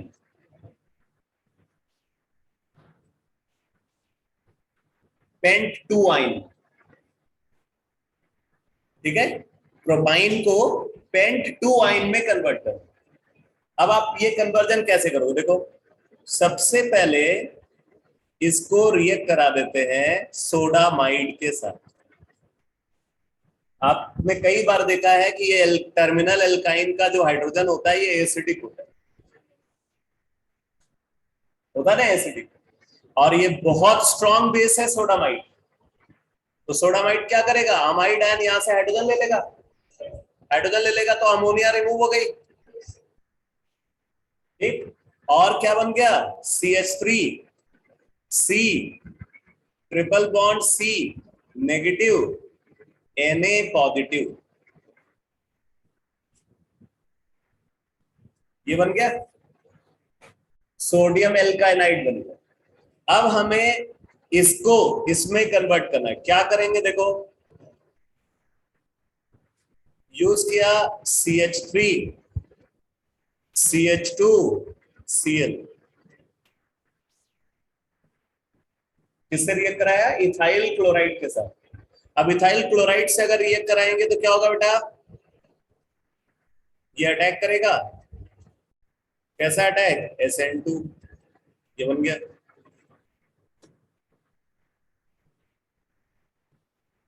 आया समझ में। तो अगर आपको टर्मिनल एल्काइन से नॉन टर्मिनल एल्काइन बनाना है तो उसके लिए हमेशा ये रिएक्शन यूज की जाती है। टर्मिनल एल्काइन से नॉन टर्मिनल एल्काइन को अगर प्रोड्यूस करना है तो इस रिएक्शन को कंसिडर करते हैं। जैसे अगर आपसे बोला जाए convert ethyne, convert ethine into but2ine,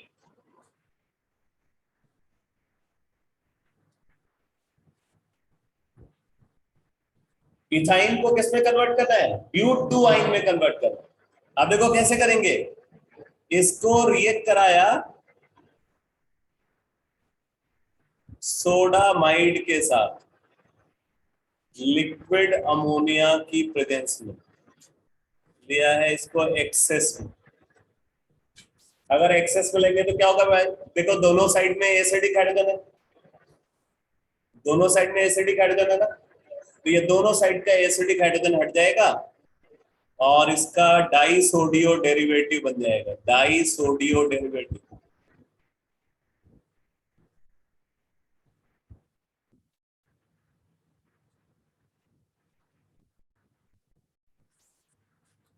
die सोडियो derivative बन गया। अब इसके बाद इसको मिथाइल क्लोराइड से रिएक्ट कराते हैं, 2 मोलर इक्विवेलेंट, 2 मोलर इक्विवेलेंट मतलब अगर इसका 1 मोल है तो इसका 2 मोल लेंगे तो क्या होगा, ये इस साइड से मिथाइल क्लोराइड पे अटैक कर जाएगा और इस साइड से भी मिथाइल क्लोराइड पे अटैक कर जाएगा, तो दोनों साइड में मिथाइल ग्रुप आ जाएगा, मतलब ब्यूट-2-आइन बन। आया समझ में? तो जब आप किसी रिएक्शन की इंपॉर्टेंस समझते हो तो फिर आप रिएक्शन को और ढंग से प्रिपेयर करते हो, तो वो रिएक्शन आपको याद हो जाती है।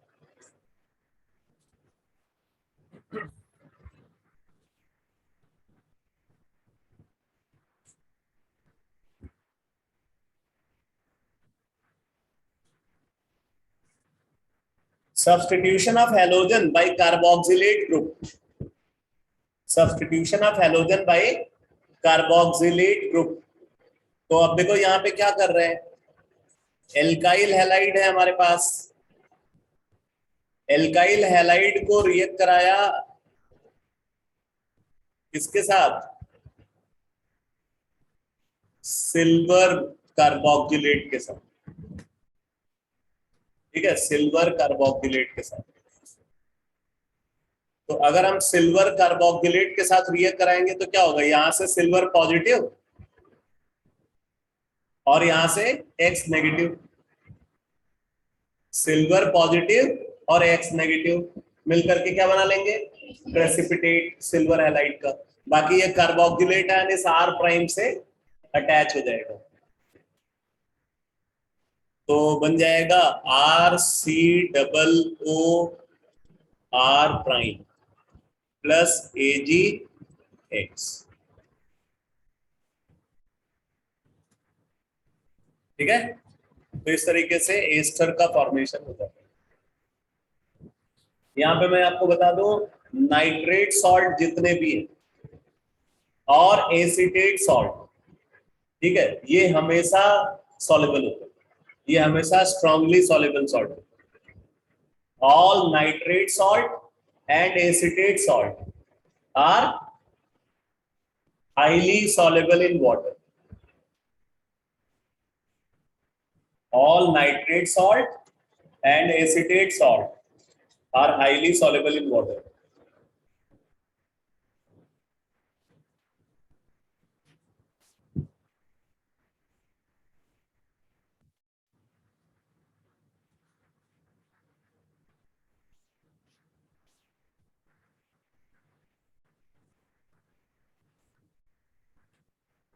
इसके लिए मैकेनिज्म क्या होगी इस रिएक्शन के लिए, SN1। अब आप लास्ट रिएक्शन देखो, substitution of halogen by iodine. तो ये तो फिंकेलस्टीन रिएक्शन है, फिंकेलस्टीन रिएक्शन जिसमें क्या करते हैं, एल्काइल क्लोराइड या एल्काइल ब्रोमाइड को एल्काइल आयोडाइड में कन्वर्ट करते हैं। तो इसमें क्या करेंगे, एल्काइल क्लोराइड और ब्रोमाइड को सोडियम आयोडाइड एंड एसीटोन के साथ ट्रीट करेंगे तो एल्काइल आयोडाइड बन जाएगा और सोडियम हैलाइड प्रेसिपिटेट आउट होगा, प्रेसिपिटेशन की वजह से रिएक्शन होती है। ऐसे ही फिर स्वार्ट्स रिएक्शन भी है, ये वाली रिएक्शन जो है कौन सी मैकेनिज्म को फॉलो करती है, SN2, क्योंकि यहाँ पे एसीटोन यूज कर रहे हैं सॉल्वेंट, पोलर एप्रोटिक सॉल्वेंट। लेकिन स्वार्ट्स रिएक्शन कौन सी मैकेनिज्म को फॉलो करती है, SN1, क्योंकि वहां पोलर प्रोटिक सॉल्वेंट यूज किया जाता है।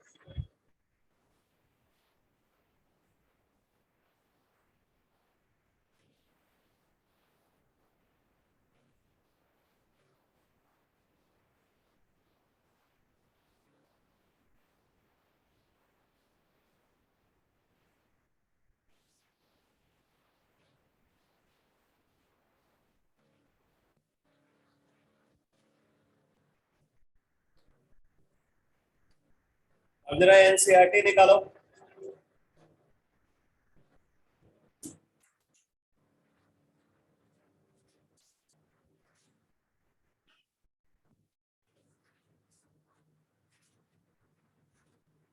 एनसीईआरटी में देखो, लास्ट में जो एक्सरसाइज गिवन है उसमें क्वेश्चन नंबर 10.11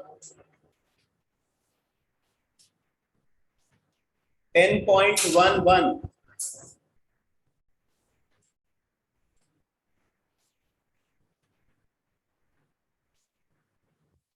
बोले how will you bring about the following convergence.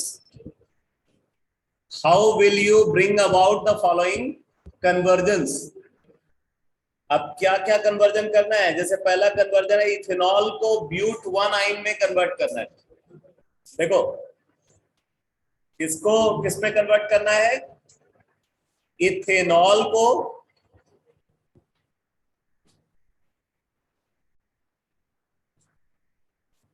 किस में कन्वर्ट करना है, ब्यूट वन आइन में कन्वर्ट करना है।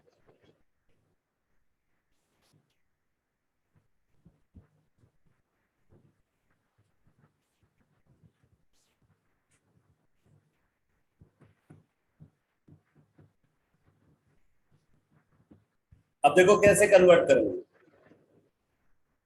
पहले इथेनॉल को PCl5 से रिएक्ट करा दिया, या इसको SOCl2 से रिएक्ट करा दिया, तो क्या बन जाएगा यहाँ पे, क्या बनेगा बोलो।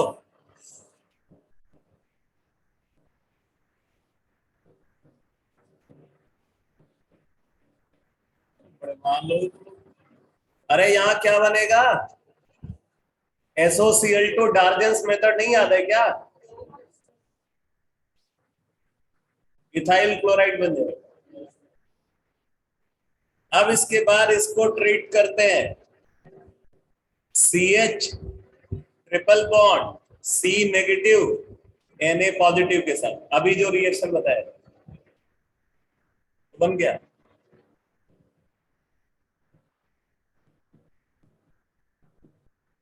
कितने स्टेप लगे, 2 स्टेप।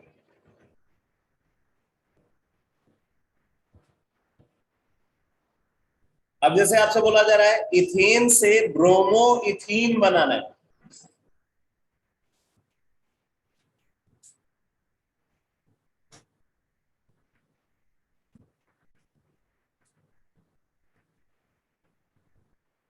इथेन से ब्रोमो इथीन बनाना है।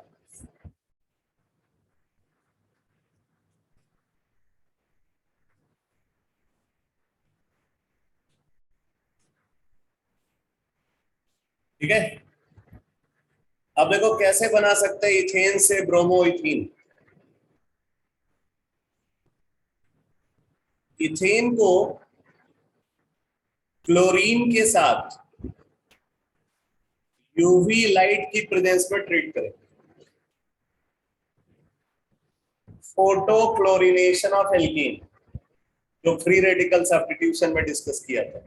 क्या बन जाएगा यहाँ पे, इथाइल क्लोराइड बन जाएगा।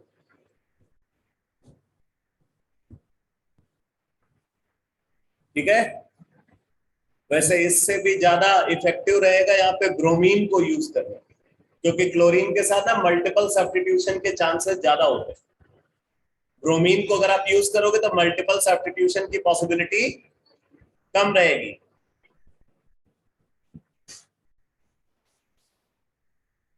हमेशा कोशिश करो कि उस रिएक्शन को कंसीडर किया जाए कन्वर्जन में जिससे प्रोडक्ट की अच्छी यील्ड मिलती हो। मिथाइल ब्रोमाइड बन गया। अब इसके बाद इसको एल्कोहलिक पोटेशियम हाइड्रोक्साइड के साथ ट्रीट करते हैं, एल्कोहलिक पोटेशियम हाइड्रोक्साइड के साथ ट्रीट करते हैं। तो क्या होगी यहाँ पे रिएक्शन, डिहाइड्रोहैलोजिनेशन। कौन सी रिएक्शन होगी, डीहाइड्रोहैलोजिनेशन, उससे क्या बन जाएगा? इथीन बन जाएगा। ठीक है, इथीन बन गया। अब देखो, अब इसके बाद इथीन को इस रिएक्शन के बारे में भी आप पढ़ चुके हो, ब्रोमीन के साथ रिएक्ट कराया कार्बन टेट्राक्लोराइड की प्रेजेंस में, डार्क में या रूम टेम्परेचर पे। तो क्या होता है, यहाँ पे ब्रोमीन ऐड हो जाता है, एडिशन ऑफ ब्रोमीन। ठीक है, ब्रोमीन यहाँ पे ऐड हो जाता है, तो क्या बन गया? CH2Br, CH2,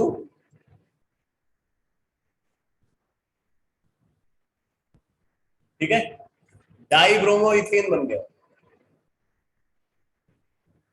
ये मैंने जब एडिशन रिएक्शन को डिस्कस किया था, तो एडिशन रिएक्शन के एंड में जो रिएक्शंस हैं उनमें जो है आपने पढ़ा होगा इसके बाद, addition of halogen on alkene, addition of hydrogen halide on alkene.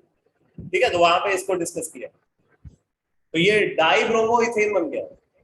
अब डाई ब्रोमो इथेन को क्या करते हैं, एल्कोहलिक KOH के साथ हीट कर देते हैं, डीहाइड्रोहैलोजिनेशन फिर से कराएंगे। तो क्या होगा, एक H और एक Br हट जाएगा, एक हाइड्रोजन और एक ब्रोमीन हट जाएगा, क्या बन जाएगा? Vinyl bromide, bromoethane. अब इतने स्टेप्स यहाँ पे यूज हुए हैं इसको फॉर्म करने। ठीक है, सबसे पहले इथेन का हैलोजिनेशन करा दिया, इथाइल हैलाइड बन गया, फिर एल्कोहलिक KOH के साथ हीट कर दिया, इथीन बन गया। फिर उसके बाद इथीन पे हैलोजन ऐड कर दिया। ठीक, तो ये विस डाई ब्रोमाइड बन गया। फिर उसके बाद विस डाई ब्रोमाइड का डीहाइड्रोहैलोजिनेशन करा दिया, तो ब्रोमोइथीन।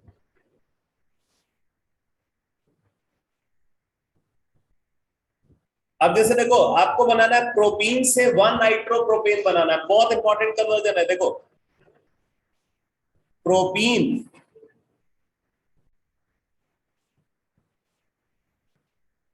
से क्या बनाना है?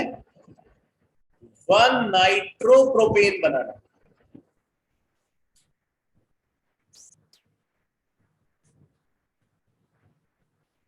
वन नाइट्रोप्रोपेन बनाना है, किससे? प्रोपीन से। अब देखो, अगर हम इस कार्बन पे, ये टर्मिनल कार्बन पे ब्रोमीन ले आए, यहां पे ब्रोमीन ले आए, तेल का ब्रोमो प्रोपेन बन जाएगा, 1 ब्रोमो प्रोपेन बन जाएगा, और फिर एल्कोहलिक सिल्वर नाइट्राइड से रिएक्ट करा दो। अरे अभी पढ़ा है ना alcoholic silver nitride, alcoholic silver nitride से रिएक्ट करा दो तो बन जाएगा। लेकिन अब बात आती है कि यहाँ पे ब्रोमीन कैसे आएगा? मतलब एडिशन आपको HBr का कराना पड़ेगा एंटी मार्कोनिकॉफ रूल के according, addition of HBr according to anti Markovnikov rule. और जब anti Markovnikov addition rule, anti Markovnikov addition कराना होता है तो परऑक्साइड यूज करते हैं, यानी कि परऑक्साइड इफेक्ट की बात होती है। तो क्या यूज करेंगे? सबसे पहले HBr यूज करेंगे, उसके साथ क्या यूज करेंगे? परऑक्साइड। जितनी इंफॉर्मेशन डिस्कस हुई है ना, सब आएगी यहाँ पे कन्वर्जन, और ये एनसीईआरटी के क्वेश्चन कर रहे हो। तो HBr के साथ परऑक्साइड यूज किया, तो HBr और परऑक्साइड के साथ अगर रिएक्ट कराएंगे तो एंटी मार्कोनिकॉफ रूल को फॉलो करते हुए एडिशन होगा।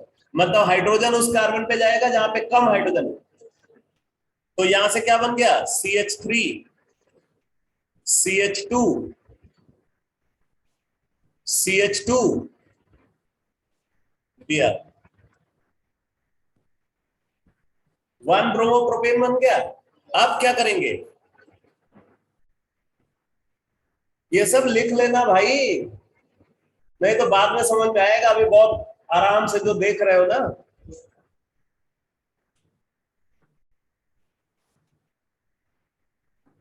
अब इसके बाद हम इसको रिएक्ट कराएंगे किसके साथ? एल्कोहलिक सिल्वर नाइट्राइड के साथ।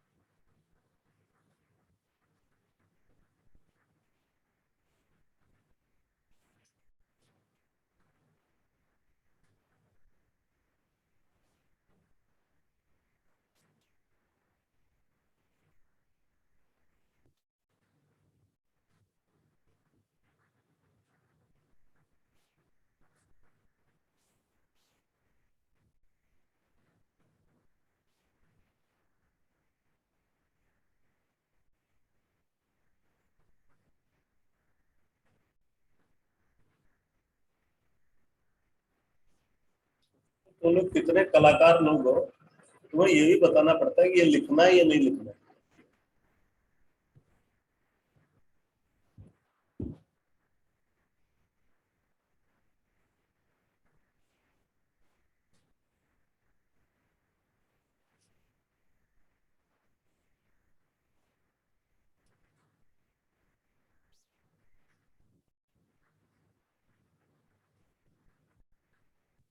आगे बढ़े।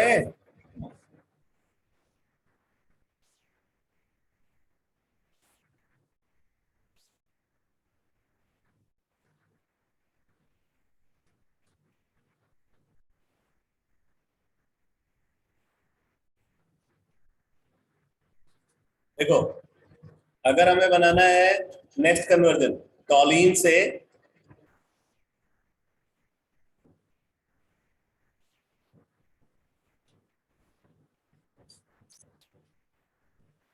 अब आधे लोग तो यहीं पे खत्म हो जाते हैं कि टॉलीन का स्ट्रक्चर ही नहीं पता है।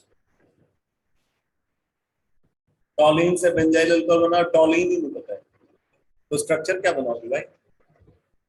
पहले ये तो पता होना चाहिए टॉलीन किसको बोलते हैं, बेंजाइल अल्कोहल किसको बोलते हैं, फिर तो कुछ सोच पाओगे। तो अप्रोच क्या है, स्टार्टिंग रिएक्टेंट का स्ट्रक्चर बना लो, फाइनल प्रोडक्ट का स्ट्रक्चर बना लो, फिर आराम से बैठ करके सोचो 2-3 घंटे। ठीक है। अब जैसे देखो, टॉलीन है, टॉलीन से बनाना है बेंजाइल अल्कोहल, तो अब ये आपको समझ में आना चाहिए, पहले यहाँ पे ब्रोमीन लाओ किसी तरीके से, क्लोरीन लाओ, फिर एक्वस एल्काली से रिएक्ट करा दो, बन गया। है कि नहीं। अब यहाँ ब्रोमीन या क्लोरीन कैसे ला सकते हो, कौन सा रिएजेंट है जो यहाँ पे ब्रोमीन या क्लोरीन ला सकता है।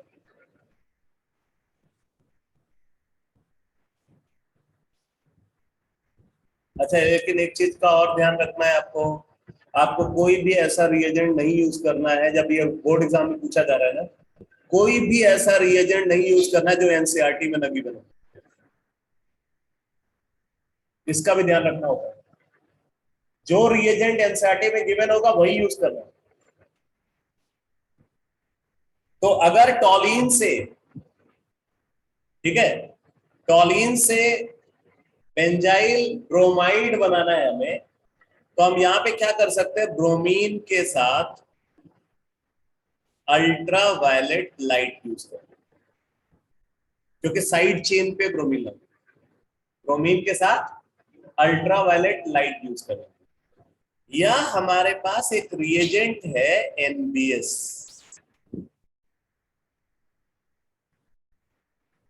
क्या है इसका फुल फॉर्म,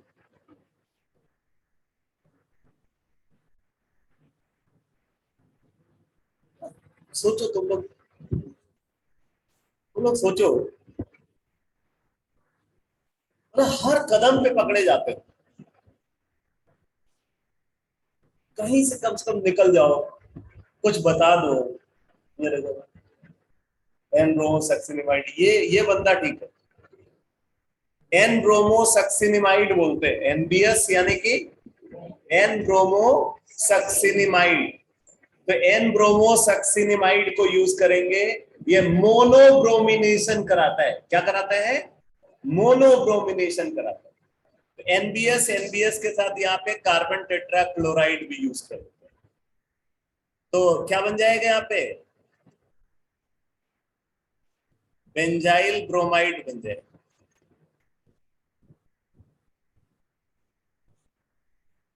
बेंजाइल ब्रोमाइड बन गया। अब उसके बाद क्या है भाई, बेंजाइल ब्रोमाइड से बेंजाइल अल्कोहल बनाना है, बेंजाइल ब्रोमाइड से बेंजाइल अल्कोहल बनाना है, तो एक्वस केओएच के साथ ट्रीट कर दो,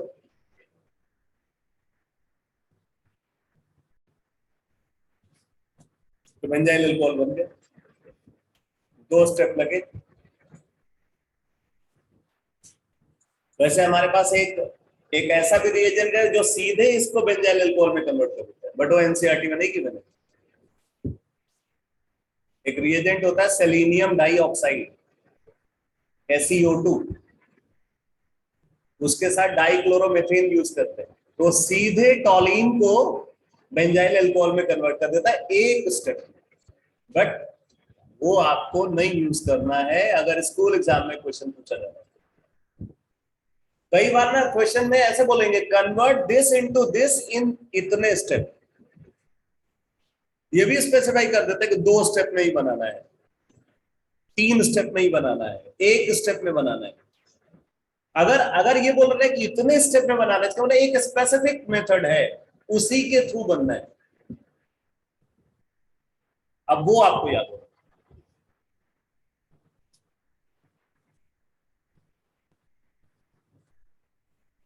अगला क्वेश्चन देखो, नेक्स्ट कन्वर्जन है प्रोपीन से प्रोपाइन बनाना। प्रोपीन से प्रोपाइन,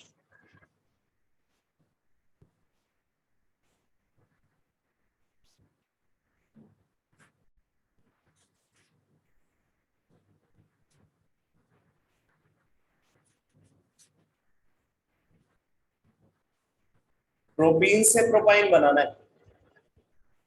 देखो कैसे बना सकते हैं। सबसे पहले इसको ब्रोमीन के साथ CCl4 की प्रेजेंस में ट्रीट करें, क्या प्रोडक्ट बनेगा?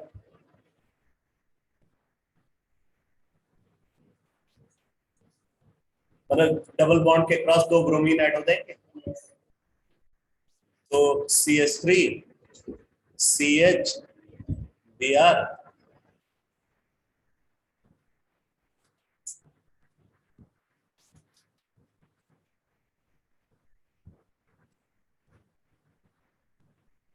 CH2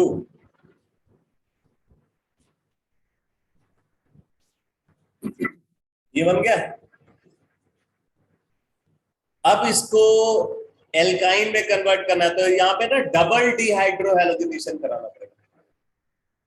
एक डिहाइड्रोहैलोजिनेशन नहीं, 2 डिहाइड्रोहैलोजिनेशन कराना पड़ेगा। तो एक डिहाइड्रोहैलोजिनेशन कराओगे, एक हाइड्रोजन एक ब्रोमीन जाएगा, डबल बॉन्ड आएगा। फिर कराओगे तो फिर एक और हाइड्रोजन और ब्रोमीन चला जाएगा, तो क्या बन जाएगा?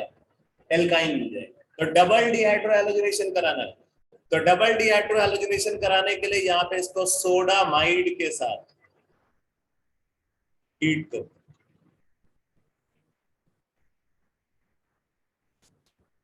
साथ में ये भी लिख लेना, डबल कराना तो एक्सेस,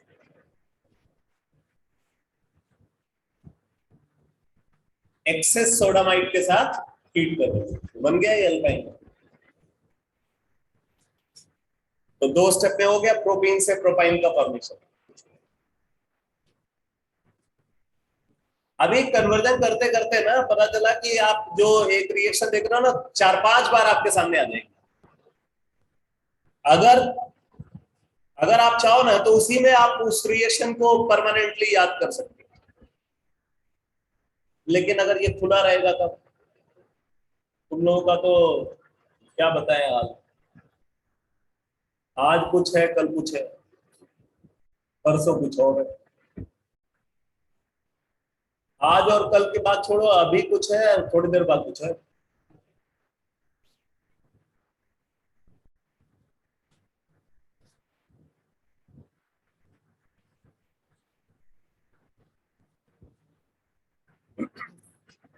तो प्रोपीन से प्रोपाइन बना लिया। अब बोल रहे इथेनॉल से इथाइल फ्लोराइड बनाओ। इथेनॉल से इथाइल फ्लोराइड बनाओ।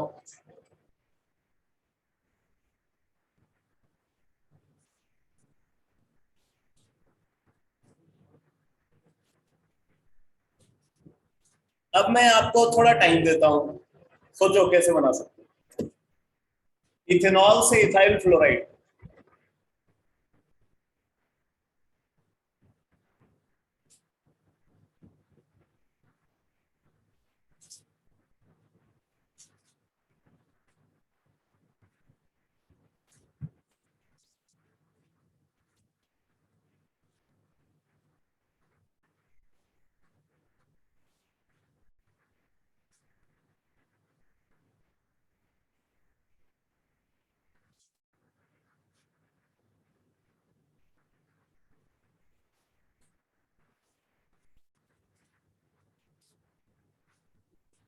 ना भाई नहीं चलेगा।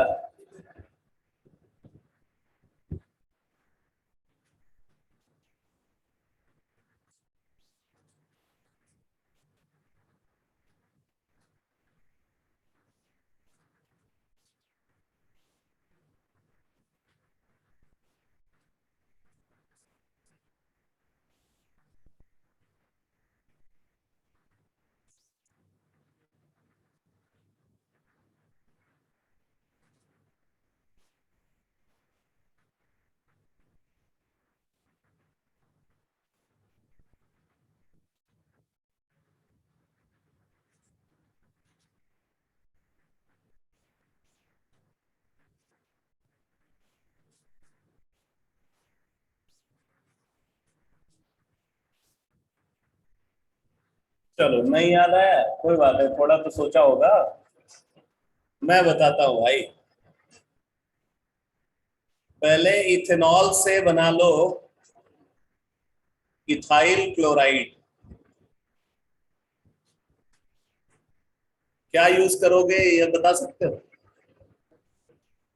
HCl यूज कर सकते हैं, PCl5 यूज कर सकते हैं, SOCl2 यूज कर सकते हैं। सबसे अच्छी यील्ड कौन देता है? SOCl2 देता है। जो सबसे अच्छी यील्ड दे वो बोला था, SOCl2। क्या बोलते हैं रिएक्शन को? डार्जेंस मेथड को। डार्जेंस मेथड। इथाइल क्लोराइड बन गया। अब कुछ समझ में आ रहा है इथाइल क्लोराइड से? Swarts reaction.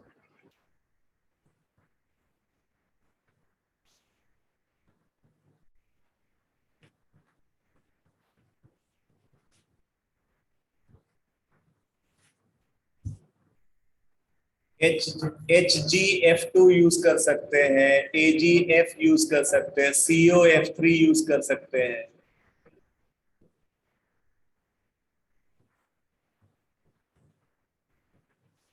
याद आया भाई? अब देखो आपसे बोला जा रहा है नेक्स्ट कन्वर्जन में ब्रोमोमीथेन से प्रोपेनोन बनाना है। ये थोड़ा सा आपके स्कोप से बाहर है, मैं बता देता हूँ, मुझे आता है। ठीक है, ब्रोमोमीथेन।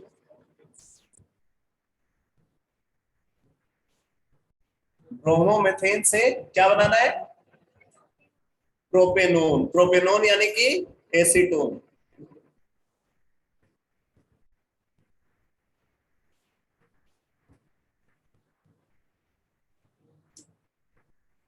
ब्रोमोमीथेन से एसीटोन बनाना है तो पहले तो आपको 3 कार्बन लाने पड़ेंगे। अभी तो यहाँ पे एक ही कार्बन है। अब जब कार्बन बढ़ाना हो ना, कार्बन बढ़ाने के लिए ये बड़ा इफेक्टिव तरीका है। तो कितनी बार इसको यूज कर लिया?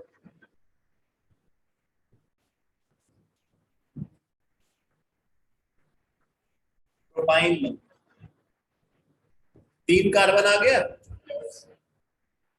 अगर आप यहाँ पे वाटर ऐड कर दो ट्रिपल बॉन्ड पे, मार्कोनिकॉफ रूल के अकॉर्डिंग,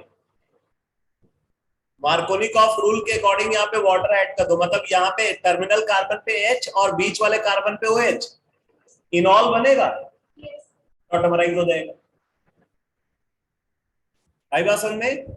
इसके लिए जो सबसे इफेक्टिव रिएक्शन है उसको बोलते हैं ऑक्सीमर्क्यूरेशन डीमर्क्यूरेशन। नाम लिख देता हूं, काम बाद में समझ लेना। ऑक्सीमर्क्यूरेशन डीमर्क्यूरेशन रिएक्शन को यूज करेंगे, यानी कि Hg2 positive, H positive and water.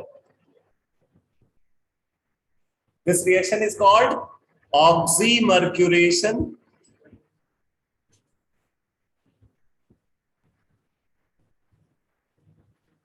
Demercuration.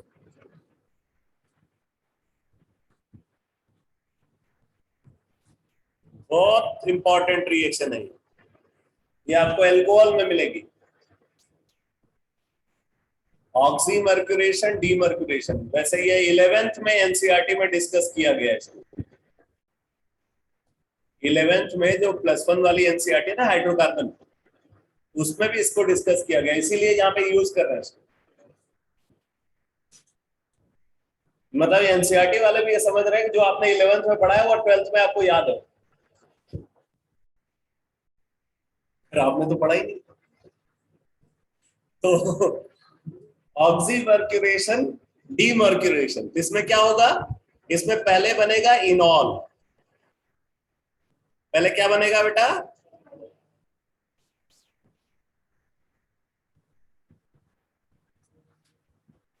ये इनॉल बन जाएगा, H और OH ऐड होगा।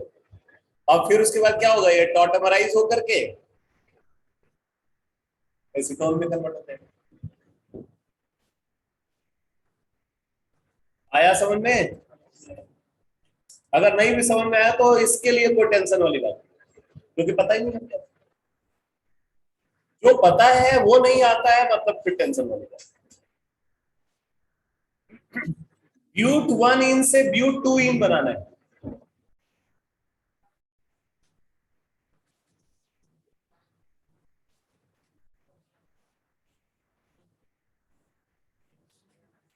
तो तुम लोग पता नहीं एंजॉय कर रहे हो या नहीं कर, मैं बहुत कर रहा हूँ।